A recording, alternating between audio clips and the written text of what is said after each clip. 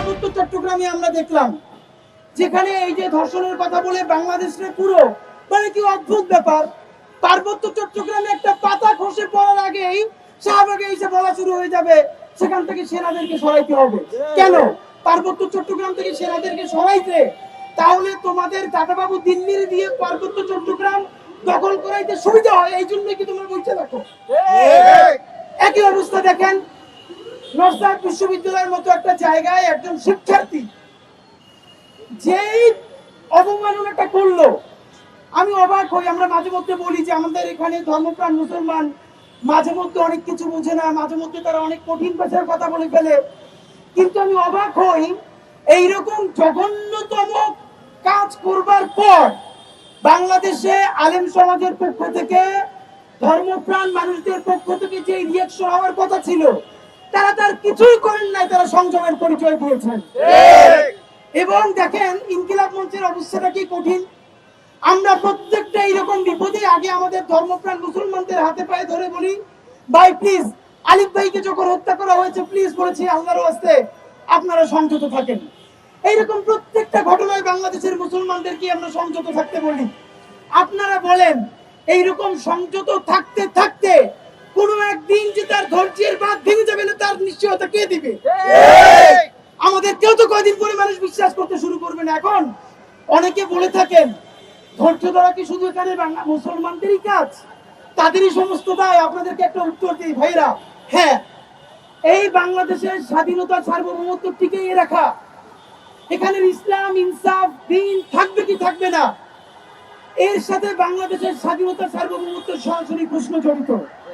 বাংলাদেশের স্বাধীনতা সার্বভৌমত্ব অক্ষুণ্ণ থাকলে পরেই এখানে ইসলাম থাকবে, এখানে ইমান থাকবে, এখানে মুসলমান থাকবে। আর যদি এখানে স্বাধীনতা সার্বভৌমত্ব ধ্বংস হয়ে যায় তাহলে বন্ধুরা আমাদের কাশ্মীর হয়ে যেতে 3 দিনের বেশি সময় লাগবে না। তাই এই রাষ্ট্র টিকিয়ে রাখার দায়িত্ব যেহেতু সব থেকে বড় দায়িত্ব মুসলমানের, সেই পরিবারের বড় ভাই হিসেবে তাকেই সব থেকে ত্যাগটা স্বীকার করতে হবে। আমাদের আর কিছু করার নাই ভাইরা। আমরা যারা পরিবারের বড় সন্তান, আপনারা জানেন ওই পরিবারের অক্ষুণ্ণতা ধরে রাখার জন্য তারাই বারবার ত্যাগ করতে হয়। এখানের মুসলমানরা হলো বাংলাদেশ নামক রাষ্ট্রের সব থেকে গুরুত্বপূর্ণ স্বাধীন সার্বভৌম সন্তান। সুতরাং তাই বাঁচাই রাখার জন্য তারাই বারবার ত্যাগ করতে হবে, কারণ এই রাষ্ট্র যদি ধ্বংস হয়ে যায় তাহলে অন্যদের কোনো দুঃখ নাই, তারা আনন্দই পাবে। মুসলমান পরিচয়ের মানুষেরা হলো সব থেকে বড় কালচারাল মাইনরিটি। প্রমাণ আমি আপনাকে বলি, তার বড় প্রমাণ হইল কোন মন্দিরে যদি সামান্য হামলা তো দূরের কথা, কোন ষড়যন্ত্র হয় তাহলে বাংলাদেশের বিশ্ববিদ্যালয়ের শিক্ষক, এনজিওবাদী থেকে শুরু করে সবাই সেটার পক্ষে মুহূর্তেই রাস্তায় নামতে পারেন। কিন্তু মুসলমানের নিজের জীবনের থেকেও পবিত্র কোরআনে কারিমকে যদি লাথি মেরে নষ্ট করা হয় তাহলে তার পক্ষে বলা তো দূরের কথা, তার ব্যাপারে একটা সামান্য শব্দের প্রতিবাদ করাকেও তারা সাম্প্রদায়িকতা মনে করেন। এইখানে মুসলমানের কোরআন কারিম ছাড়া অন্য সমস্ত ধর্মগ্রন্থগুলো হইল literature, great art, great literature. এটা বাংলাদেশের বুদ্ধিজীবীদের বইয়ের তাকে থাকতে পারবে, এটা বিশ্ব সাহিত্য কেন্দ্র থেকে শুরু করে সকল বড় বড় যেই আমাদের লাইব্রেরি গুলো আছে সেখানে থাকতে পারবে, কারণ এখানে অন্য ধর্মের স্ক্রিপ্ট গুলো শুধু ধর্মগ্রন্থ না, এগুলো গ্রেট আর্ট, গ্রেট লিটারেচার।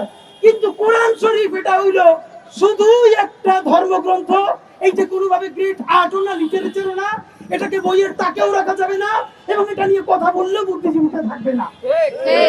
এই হলো আমাদের অবস্থা। এই যে দুর্গাপূজায় কোনো ধরনের ঝামেলা করতে পারলো না দিল্লির দোসরেরা, আওয়ামী লীগের গণহত্যাকারীরা, এই মাসে জুলাই সনদ বাস্তবায়নের জন্য সব থেকে গুরুত্বপূর্ণ মাস।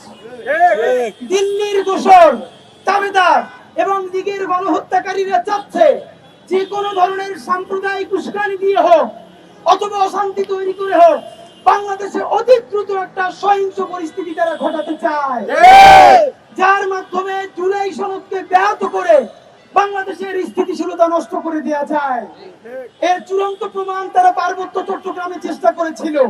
আপনারা দেখেছেন স্বরাষ্ট্র উপদেষ্টা পর্যন্ত বলেছে পার্বত্য চট্টগ্রামের অবৈধ অস্ত্রগুলো আমাদের প্রতিবেশীর সীমান্ত থেকে এসেছে।